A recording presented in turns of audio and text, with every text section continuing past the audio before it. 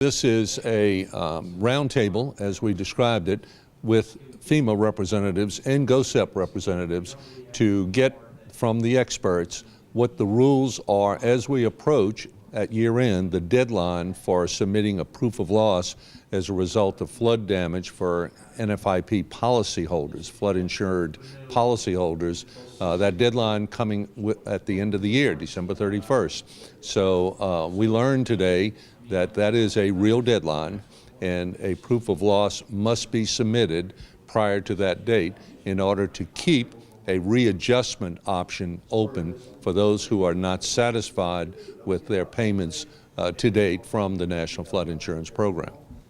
I want to thank our participants. This, frankly, arose, I do believe, out of Mr. Mitchell's thorough article a couple of Sundays ago, was it? 2 Sundays ago?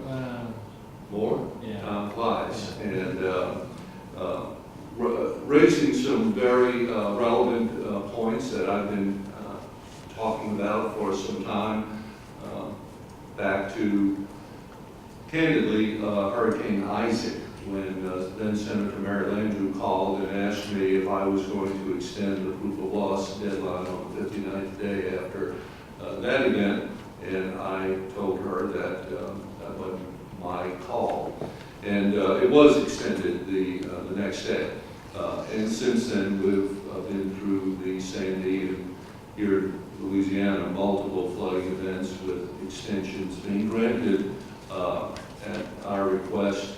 In particular, most recently, the last August Lafayette Baton Rouge flooding, as I refer to it.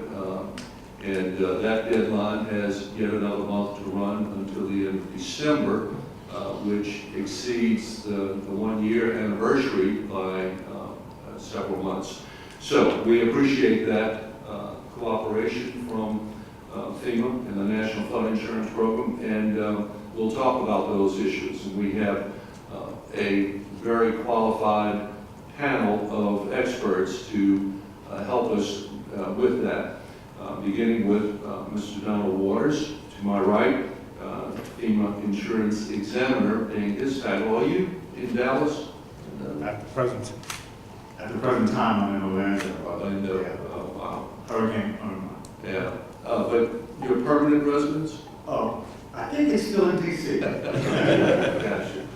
And then Mr. David Goldberg, FEMA programmatic attorney, and we are very pleased to have you with us today, Mr. Goldberg. Mr. Mark Lujan, FEMA Regional Insurance Specialist, and then our own folks, Casey Tingle from GOSEP Recovery Team, and Mike Steele from the GOSEP is the GOSEP Communications Director. So, with those introductions out of the way, let me add my staff. To my left is Ron Henderson, Deputy Commissioner for Consumer Affairs, and to his left is Warren Bird, Deputy Commissioner for Property and Casualty. And although we have no authority over the National Flood Insurance Program, like we have no authority over Medicare or on the state level Office of Group Benefits, those are not private insurance entities that we regulate. We get called upon often because of the lack of understanding in the general population about the differences between, quote, flood insurance, close quote, and other forms of insurance, in particular homeowners insurance. So we'll kick it off with a group of frequently asked questions that has been shared with our, and I did not, I think you all had, LDI, I assume that anyway, my Deputy Commissioner for Public Affairs, who in fact pulled together the media aspects of today's meeting.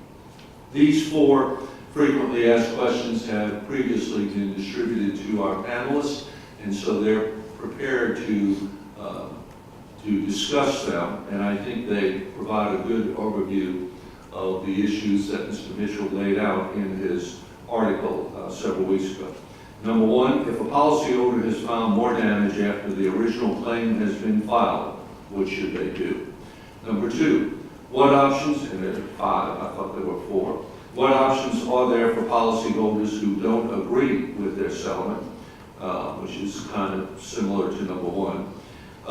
Number three, will any of those options change if a policyholder submits a supplemental proof of loss? In other words, does the proof of loss prevent them from filing an appeal or seeking an appraisal?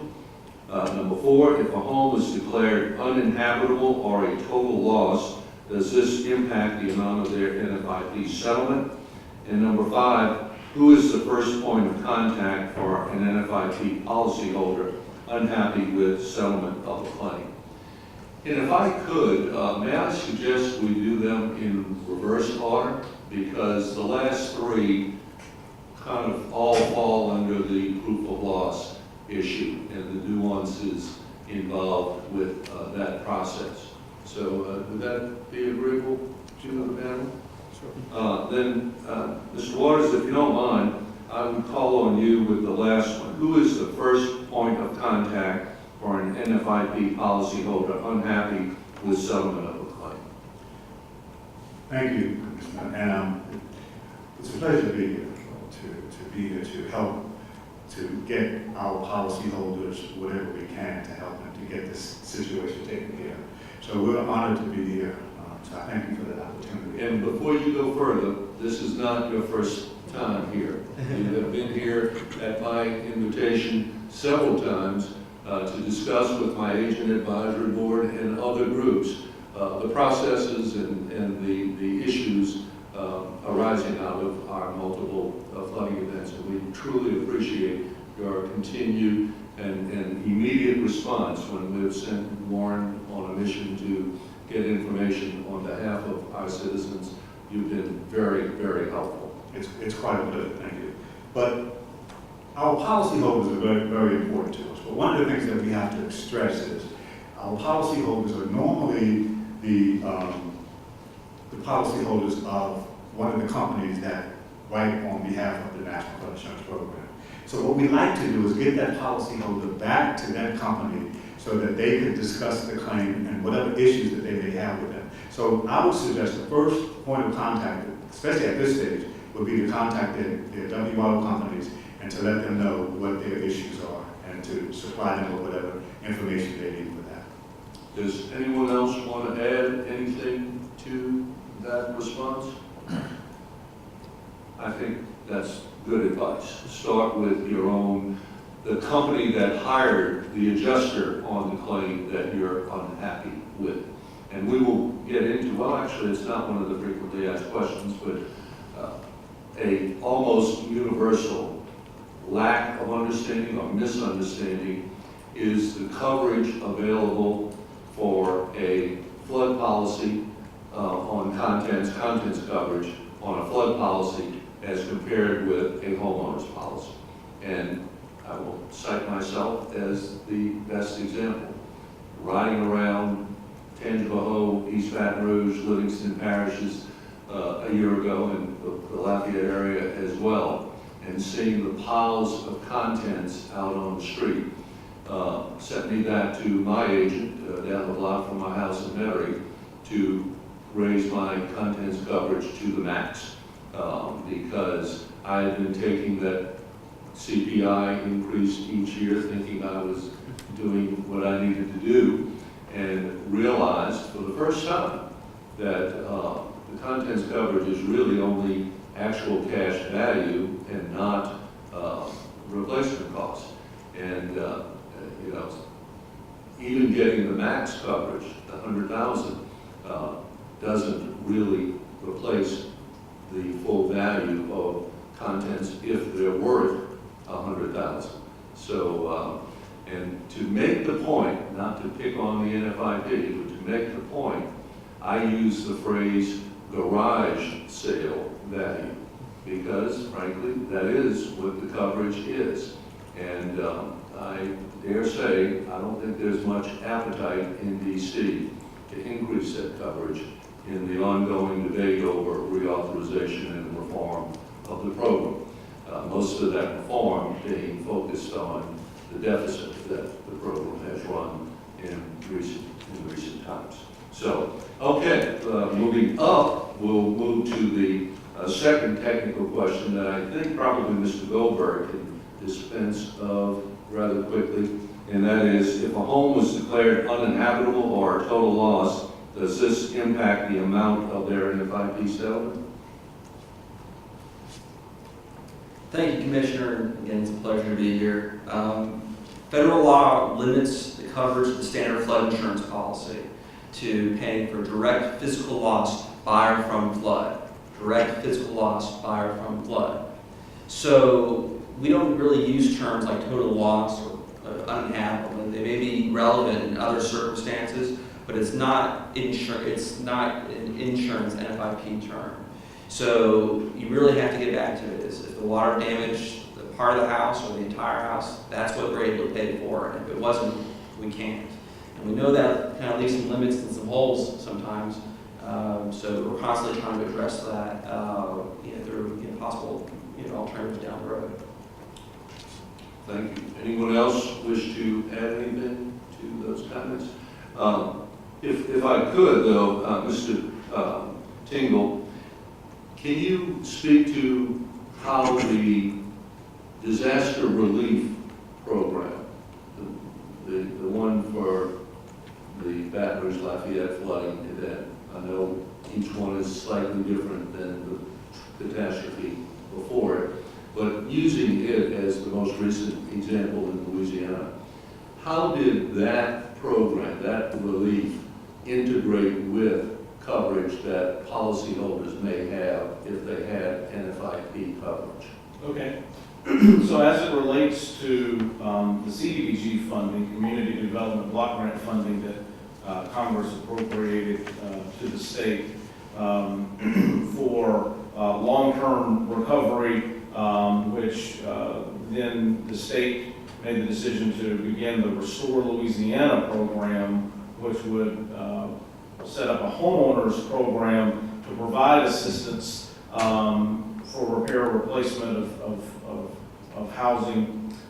That program, while it's not run by our office, run by the Office of Community Development, is really about addressing unmet needs. And so the process is that the grant calculation happens by them sending an inspector to ascertain what it will cost to repair the home with standard grade materials, and then calculating that cost and deducting assistance from other areas. So that assistance could be from their flood insurance policies.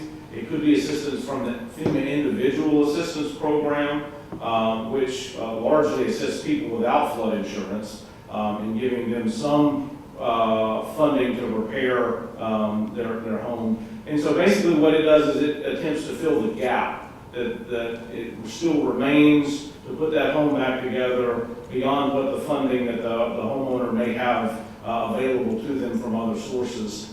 And so it really comes in last to kind of fill the gap and try to make get them back into their home, utilizing the assistance that they've already received, plus addressing the unmet need that still remains with that community development block grant funding. Are there any other comments on that issue?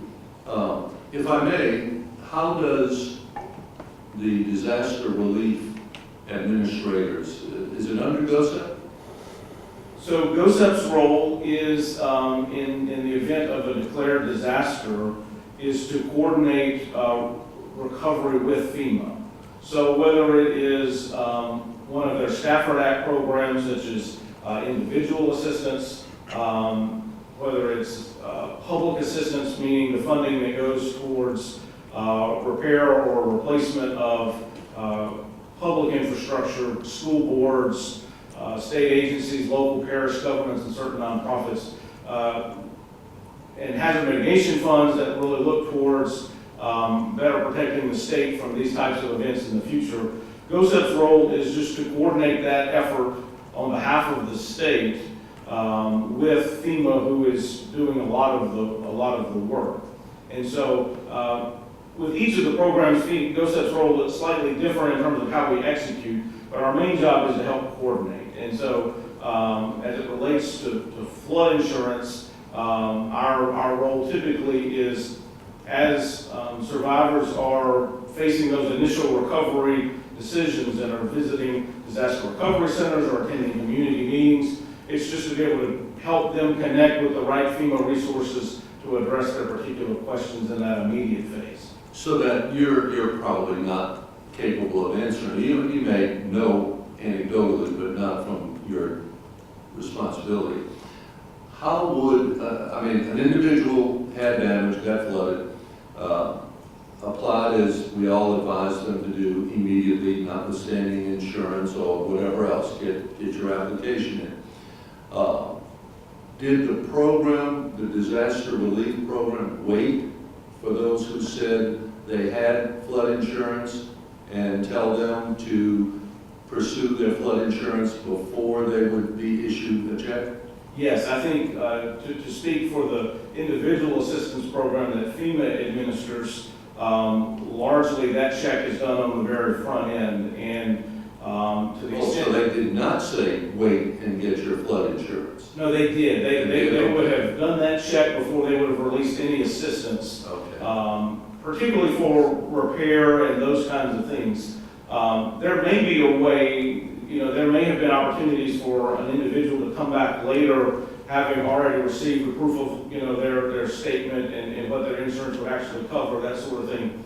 But as it relates to flood, largely, any funds for repair under individual assistance are going to be on hold until that claim is issued and worked to some degree. As it relates to the restore funding that the state administers at CDBG, the process is virtually the same, meaning you're going to, before they will calculate what they can award you, they're going to make sure that they have seen what the insurance company has paid you. That's what I anticipated, but to my real point, and that is, as we asked and got these extensions granted, the obvious reason for that was people were delayed in getting contractors and getting their repairs done.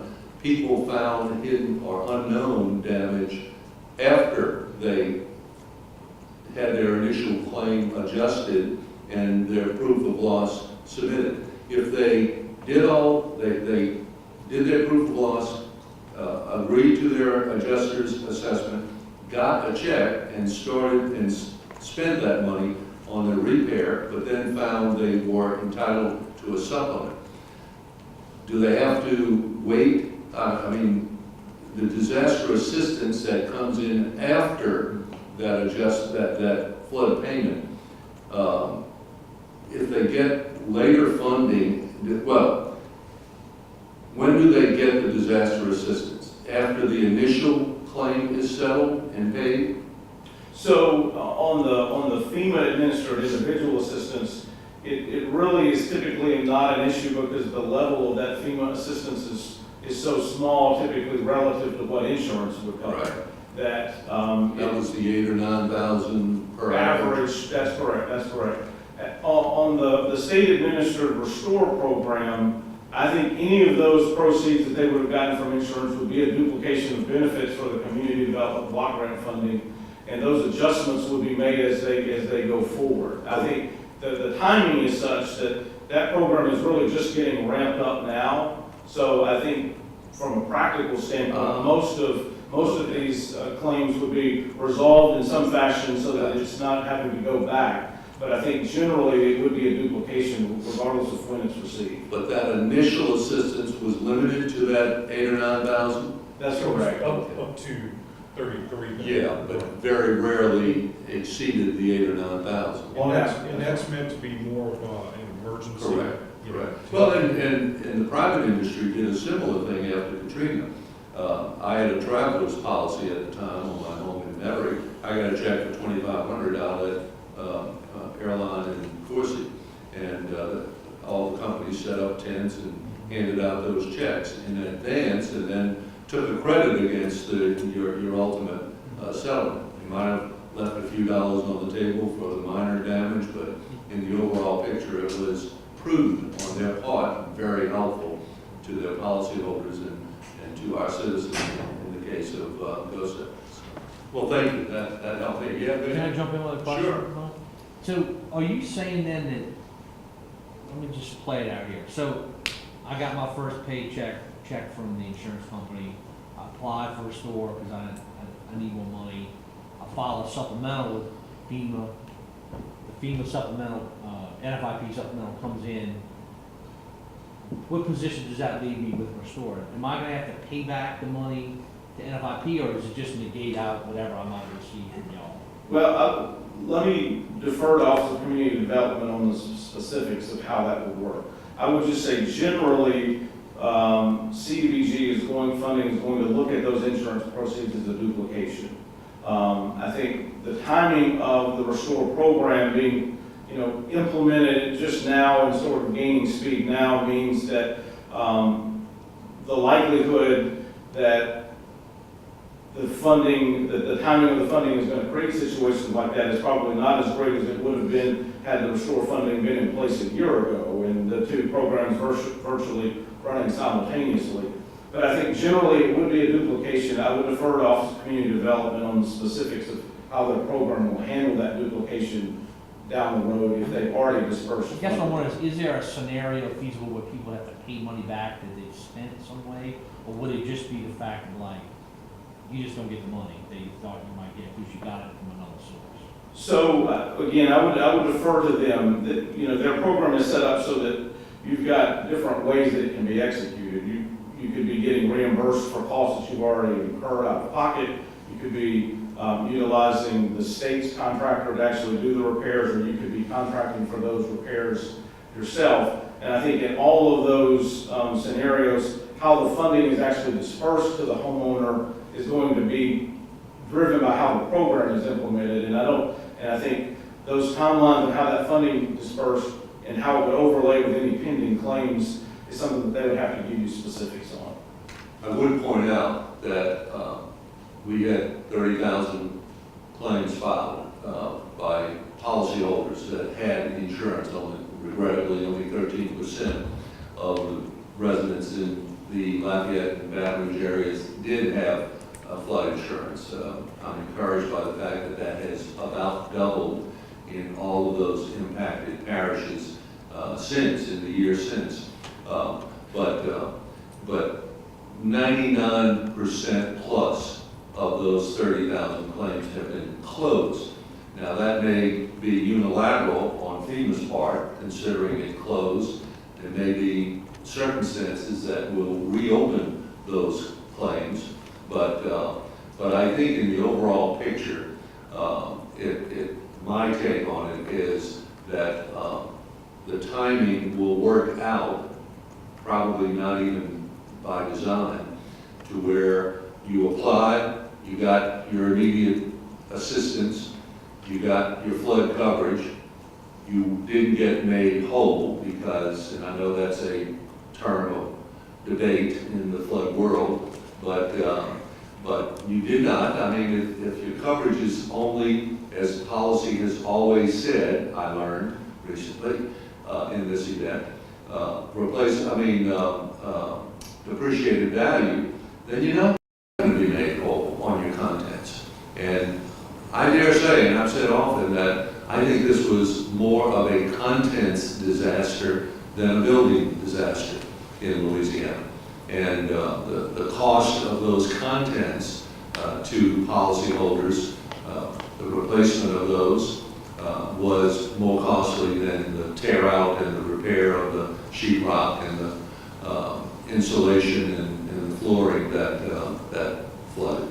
I would ask my two deputies, Warren is the person that gets most of the calls first on flood issues. Ron has taken it upon himself to make the rounds of impacted communities holding open hearings, public hearings. So they would probably be able to speak, at least anecdotally, on the timing of assistance, claim, what's the latest called? The CDBG fund? Yes, sir, the restore. Restore funds and supplemental claims. Have y'all, Warren first, any experience with that? Honestly, we have not. I think it's been, once we got the initial flood of of complaints, if you will, where to file my claim, the extensions that we got out. It's pretty much like moving to the 5 piece ballgame, team's ballgame. Gotcha. I haven't had any calls recently. And Ron, you've been out more recently because you do the outreach, mostly sponsored by legislators in their impacted areas. What's your experience?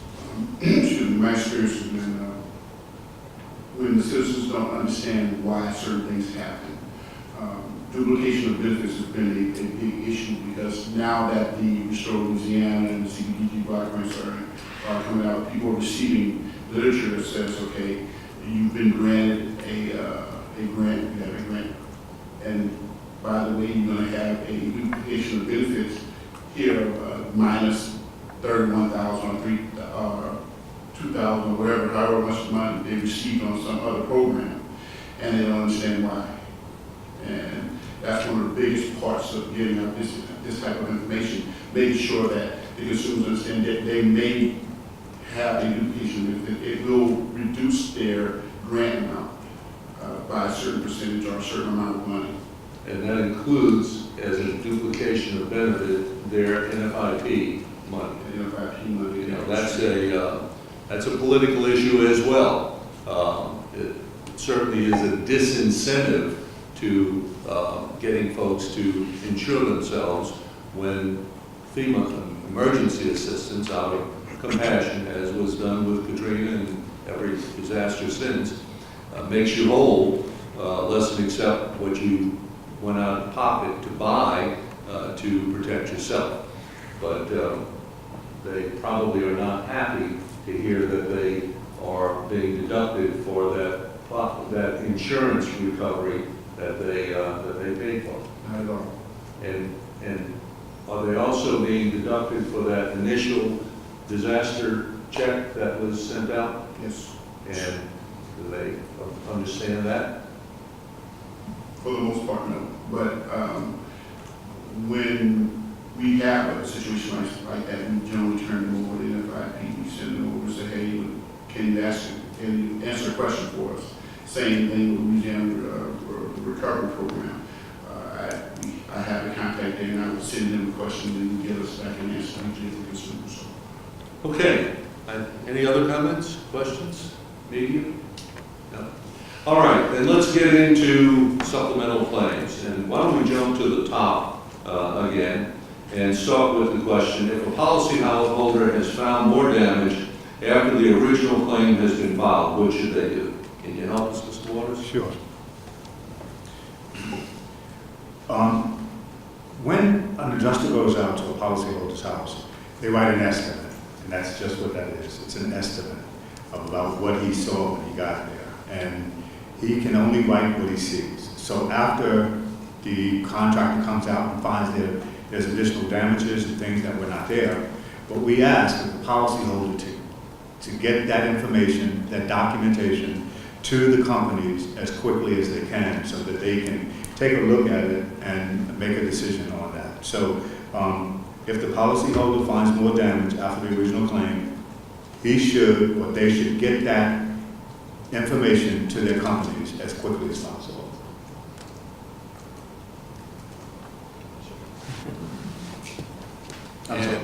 And any other comments? Anyone want to add anything? Okay, I understood that explanation. Let me, well, let's go to number 2, and then we'll come back to the supplemental claim issue, if you will, supplemental proof of loss issue. What options are there for policyholders who don't agree with their settlement? Again, Mr. Waters. We have in place what we call the appeals process. So what we like to do is we want to make sure that the policyholders are getting everything that they owed under the program. So if they see that there are some things that we didn't pay for and they believe that they were damaged as a result of the flood, then they can get in touch with our appeals process once they get denied by the carrier for those items, and we'll take another look at them. The thing that's important that we have to understand is that a lot of times what what is considered, what is damaged or what they're asking for may not be covered by our policy. So those are some things that we have to, as Ron suggested, make sure that we explain to our policyholders what it is. But if they have, or they disagree with what we're doing, then we do have the appeals process in place.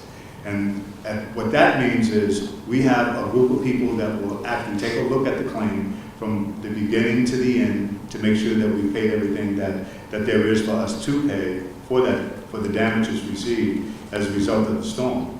And as David said, we can only pay what was damaged by or from the flood. So it has to be flood damages. And then if they're not satisfied with the appeals process, then they can look at other avenues perhaps for other things other areas to solicit some additional help. But our goal is to make sure that we pay them. Mr. Greenberg, can you, with a little more specificity, lay out the appeal process for us? Yes, Mr. Commissioner. So to really zoom out, step one is, if you think you're owed more on your flood insurance policy, FEMA wants to know about it. Your insurer wants to know about that. We want it, and the way you tell us about that is by submitting a proof of loss. You contact your insurer, say, I want to submit a proof of loss. I want to tell you how much I think I'm owed and why I think I'm owed it. And as Don was saying, it can be because we discovered more damage as the contractor started tearing things out. It could be because prices, things costed more than we originally thought it would cost.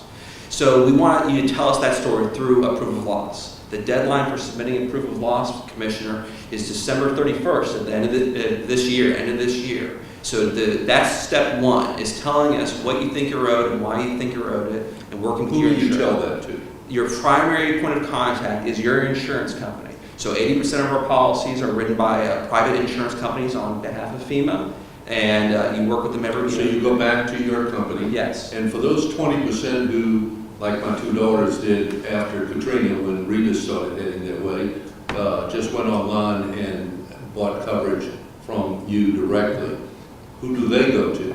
There's an 800 number, I assume? There'll be an 800 number. You receive it as part of your claims. It's the same number you call for your initial claim. It's available on the website. It's going to vary based on what company you're with. And you're referring to it as a proof of loss. I keep using the term, maybe incorrectly, supplemental proof of loss. Is there a difference? There is no difference. Every proof of loss is the insured saying, I believe I'm owed this under the policy. Whether that's the first proof of loss, or if it's after. Every time you're saying is, I think I'm owed something, that's separate. It's treated under the same rules and the same policies. And do I understand that if you are still not satisfied, you submit a second proof of loss, I guess that triggers a revisit by an adjuster? If necessary. Okay. It depends on what the request is. But once you submit a proof of loss, the insurer will then consider it and will either approve or deny or partially deny the claim. And at that point, you'll receive you'll say congratulations. You'll be paid this. Here's your money that you requested. They don't say congratulations. Maybe we should. But also you may say is part or all of your proof of loss has been denied. That letter is a very important letter. That is telling you the next steps. So step 2 is appeals. The administrative appeals process, as Don was talking about. We revamp the process. It's a collaborative casework-focused, non-adversarial process. Just to give you an idea of Housed in FEMA? Housed in FEMA. So a fresh look from people who had Used to be Department of Labor did appeals? No, sir. It's always been, the appeals have always been under FEMA, but we've completely redone our process. Okay. And if I can give you some numbers, I'd love to share. So as you mentioned, there are about 30,000 claims filed related to this. As of November 16th, we've had 305 appeals to FEMA. So, and of those, let's see here, it was 38 have received a different outcome, more money. But it's important to emphasize, a lot of that is not necessarily because there was a disagreement and we fixed it. It's about working with the policyholder on a one-to-one basis, looking at the file saying, hey, you want us to pay for this? Can you show me a receipt? Can you show me the documentation? So, if you don't feel like if you were denied and you think you're owed more, go through the appeals process, and we can kind of coach you through exactly what it takes to perfect your claim and finish it out. Our job is not done until you get everything you wrote in the policy. And your numbers speak for themselves, 30,000 claims, 300 appeals, 30 resulting in additional payment. All of that said, somebody on January 2nd is going to wake up and realize they were underpaid. And what will they do? Sir, it's very important. It's very important. The best way to protect your legal rights and to make sure you get paid everything you're owed under the policy is by submitting a proof of loss by the end of the year. But even after that deadline, we still want to hear from you. Your options become much more limited, but there are options. These appeals also will go past that December 31st. Oh. So if you get that proof of loss in, you get denied. You have 60 days to submit an appeal after that denial. So do I hear you saying on New Year's Eve, if you're not completely finished and in your own mind compensated to the extent that you were entitled to under your policy, you might have reached your $50,000 contents limit, you might have only had replacement cost, not might, you did, and I mean depreciated cost, and so you got that cost. But if you're not convinced that that's the case, just file another proof of loss? So it's very important, do not wait. File a proof of loss. If you think you're owed right now, contact your insurer, file a proof of loss. That proof of loss, not the contact the insurer, the proof of loss needs to be filed by December 31st. And you can do that unilaterally, online, without your adjuster? So the process, how that proof of loss is received depends on the insurer. So the first call you can do it separate from the adjuster, but the key is talking to your insurance company, telling them what is the form you want me to do? What's the form? Can you give me the copy of the form? Can you give me, and where do I send it? Everything begins with the insurer and the insurer. Billy, we might want to consider some outreach media-wise as we get closer to, I know the media, Yeah. the most interested are with us here today, but most are not here today. And so we may need to do something mid-December Yeah. to sound the alarm. Yeah. Commissioner? Yes, okay. please. And I totally agree with everything that David said, except one thing is, I wouldn't really worry too much about the adjuster at this point. I Okay. think that if there is something, they should really deal with the carrier, or Okay. the insurers, Okay. and so they will get in touch. However, if they're... Or the 800 number. Or the For 800 20%. exactly. You're right. But again, and I think your point is very well taken, if there is a need for a reinspection, the carrier will get that adjuster to go back out. Okay. So I think that they should get everything into the carrier, into the companies now, but don't wait or try to get in touch with an adjuster. I would just work with the carriers. Yes, sir. Mr. Steele? We received this call to our office, and I directed them to you guys, but if someone filed a proof of loss claim, let's say back in the summer, and then as they got further along in their repairs, they discovered more things kind of based on some of the scenarios you were talking about, is there a limit on how many times they can go through that process? No, actually, no. We owe them for what's damaged as a result of the flood. So if they think that they have something there, they should submit that proof of loss. If they think that's related to that flood. And it doesn't matter, as David said, the number of times. It's just a matter of what we owe them. We really want to take care of it. We want to pay them for their damages. So there's no limit, but we would like to get it to a limit of it's done. And for 99.9%, you have gotten there, at least in your mind. And the only ones that, other than the limited number that have pursued the appeal, speak to the correctness of that 99%, I think. Having said that, I have been extremely critical of this proof of loss process in the NFIP since I became aware of it in ISI, whatever that was, 5 years ago? 2012. 12, yeah, 5 years ago. I have even gone so far as to say they quietly extended it after Katrina and Rita. It wasn't quite as quiet after Sandy, I think, because the issue had risen to the surface. But and to their credit, after Katrina and Rita, they did voluntarily and quietly extend it, and have been lenient in granting extensions after Sandy and others since. So that is to their credit. By the way, this meeting today is as a result of Mr. Marstead, is he deputy administrator, is that the title? In D.C. under Mr. Wright? I believe it's Assistant Administrator for Federal Insurance. Okay. We have so many. Yes, we have lots of deputies and assistants and all that, but we need them, and in particular, we need Mr. Marstead, who has been, I have him on speed dial, he has me on speed dial, and he's immediately available and responsive, and I appreciate he and Roy's assistance. I had a meeting, I guess, in a lobby of a hotel, I think it was in Denver, at an NAIC meeting with Mr. Marstead, and we discussed, among other issues, in the reauthorization addressing this proof of loss process. And he thought, at the time, said to me, that we could, that the reauthorization could create a different process that would say, once a timely proof of loss is filed, within 60 days or an extension, whatever, then a supplemental is never necessary until the consumer is ready to close the file. At any time, they could reopen the file, and then when given more money or turned down, well, they wouldn't submit a proof of loss if they were turned down.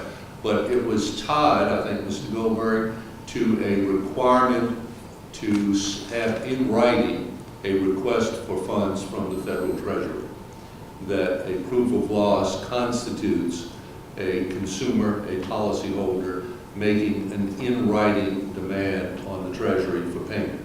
And so a supplemental will be needed at the end of the process, but what he is suggesting is that an initial is filed and it's good through the supplemental process until the 300, or the 38 rather, get more money. Then they would have to sign a form. It would be more of a formality rather than a deadline extension if that were allowed. I'm advocating that to our delegation. Truth be known, their priority is way above that, and getting this vital to Louisiana program reauthorized at affordable rates is a big enough hurdle for them that it's hard to get them to dig down into the weeds like us in insurance do with our colleagues at the federal level. So I think we've covered number 3. Will any of these options change if a policyholder submits a supplemental proof of loss? In other words, does the proof of loss prevent them from filing an appeal? The answer is, or seeking an appraisal? The answer is no. It certainly does not. So, panelists, anyone want to add anything else before we call it a day? You guys have any questions that you want to ask? Yes. So just to be clear, given that there's a month to go, if I'm an insurance policyholder, are you recommending that people really not try to mess with an appeal at this point? They just get their proof of loss in and deal with an appeal at a later date, because that process can take, the appeal process can take some time. Please. If the policyholder has something that they feel should be covered, they should get that to their companies right away. And basically the way the appeals work is they would have to submit it, and then if it's not covered, they would get a denial letter, and that would actually start the appeals process. Denial of the supplemental. Right, or whatever that item is, or that, whatever, yes. And what, as far as getting it submitted, what should a consumer look for to know 100% rock solid that the supplemental has been filed, stamped, whatever it is?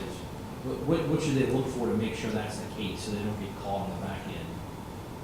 I thought I told you that there's a dispute about it. I think I can answer that. Either an email, if it's filed electronically, keep a copy of their record, or send it certified if it's done by mail.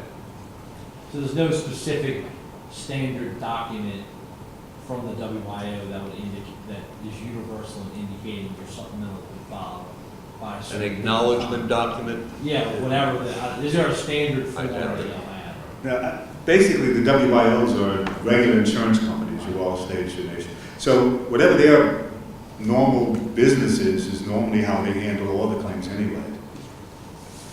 So it's individual? I would suggest so, yes. But the message to the policyholder is, you know, it's always a good idea to send it to someone and to get the name of someone and to be in touch with that party that you do.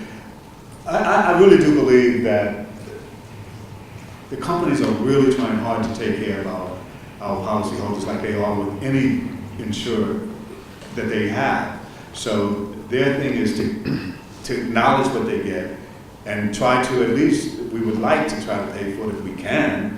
And if we can't, then let them know why we're not paying for it. So I don't think that, to me, that's really not the issue. The issue is to make sure that we get all the documentation in by December 31st. I guess it's for you, Commissioner, is there any chance, I guess for all y'all, is there any chance that we see another extension? I doubt it. This last one, I attended a function on the eve of it, and on my way to that function, I got a call from Mr. Marset saying that this one was not going to be extended another time beyond the 1 year anniversary, which I understood, frankly. And when I got to the function, Senator Cassidy was there, and I told him of the phone call. And the next day, I got another phone call saying it would be extended to December 31st. So, shows where I stand, for sure, number one. And I understand where I stand. I'm not quarreling with that. Number two, again, it's so conflicted with our need and priority to reauthorize the program at an affordable level that you can only go to the well and ask so many times for relief. And I think the gist of what we hear today, and none of it surprises me, I guess I'm a little surprised at the small number of appeals and the outcomes, but it kind of fits with the 99.5% closure of the 30,000 policies. And now, in addition, we're overwhelmed by Harvey and Irma in Florida and Texas, where Mr. Wright has said Harvey will be a $11, $12 billion event. At least. Yes, sir. Superstorm Sandy, which was number 2 in the history of the program, behind Katrina, comparable, and then, 2 weeks later, 9-10 billion more in Florida, so that the problem is so huge on Capitol Hill that I would not expect there to be enough latitude left to do another extension. It does cost money. The administrative part of handling appeals and keeping files open. Insurers have the same concerns with catastrophic events and the spike in the number of the cost and the number of people and files that have to be handled in the aftermath. So it is appropriate to draw the line at some point. Donald, could you just really quick highlight the difference between filing a claim and filing a proof of loss? To someone that is, thinks that perhaps they have met the deadline because they have filed a claim, Right. and not met the deadline from the program's perspective because they've not returned a proof of loss. Just highlight that really quick.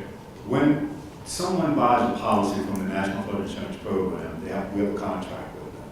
And so what it says is, we will pay you for your damages by a from flood. And what you would have to do if you do have a loss is to contact your carrier and to submit a claim.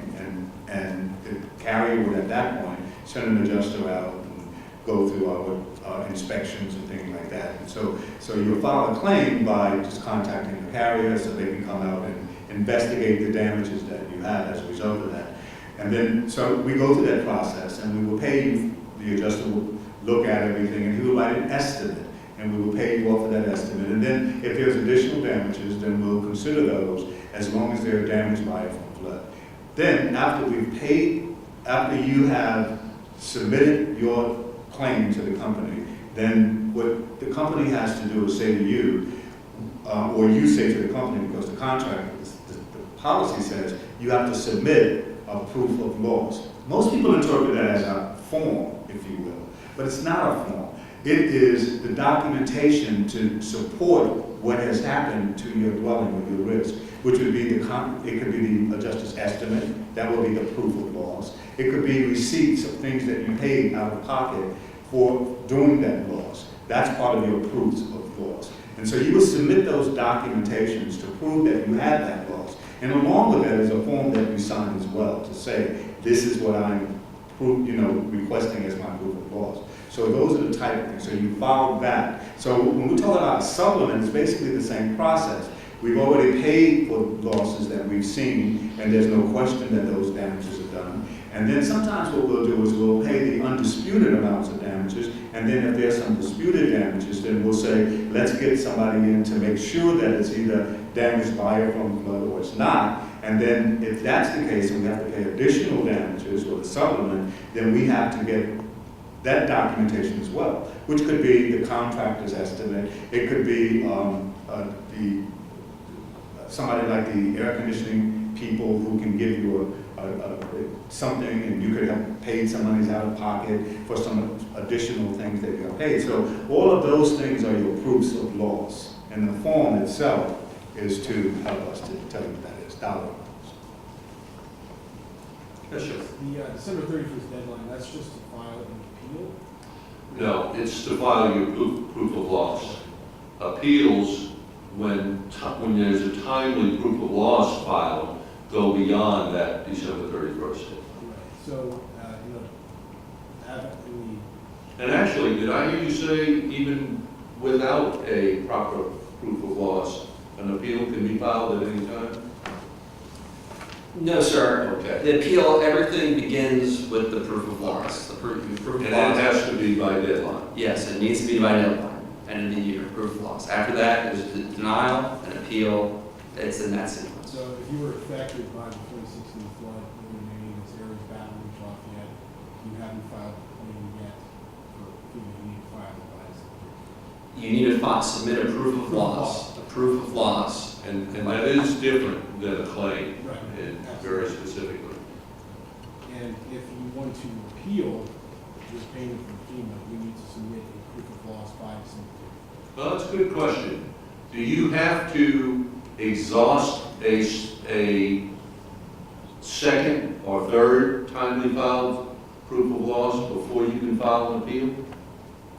So when you're appealing a denial of the proof of loss, payment of proof of loss. So if, let's say, you've submitted a proof of loss December 31st at 11:50, and then you go to your party, that is timely filed. You'll then get a response from your insurer saying either it's been approved, denied, or partially denied. If it's denied or partially denied, there'll be instructions saying you now have 60 days to file an appeal. But it's very important. If you want to be paid, for a door, you can't bring that door into appeal. You need to first give the insurer a chance to make it right by submitting a proof of loss from the beginning. So if you think you're owed something now, or for any reason, whether it's an increased price, a different, more extensive repairs, the time to do that is by submitting a proof of loss by December 31st. If you're denied, you can appeal it. We can work from there. But we want to have a chance to make it right. But we have to have that proof of loss submitted. Yes, sir. Yes. And I guess, as I hear it described by Mr. Goldberg, you file a proof of loss and outline your losses and what you believe you're entitled to. You get an answer, yay or nay, and you can appeal if there's a denial or partial denial of what you think you're entitled to. But then if you find out later, after that filing of that proof of loss, something else that you didn't include in that first proof of loss was damaged by the flood and you feel you're entitled to that, also, you need to file a new proof of loss even while your first is on appeal. If there's new discovered, yes. But if you didn't cover it in your first proof of loss, you would need to file a second proof of loss to start that process. But the best way to protect your legal rights and make sure you get everything you're owed is by submitting a proof of loss and finding every last dollar you can find, getting that proof of loss in by the end of the year. That is the best way to protect your rights for appeal, protect your rights also for litigation down the road if that's necessary. I want to jump in. I learned a lot in the process, in the details of how the proof of loss system works and how the appeal process works. And with that, I'm going to be doing some outreach next month as we get closer yet to that approaching deadline to alert folks to their options that will be available to them before the deadline of December 31st comes.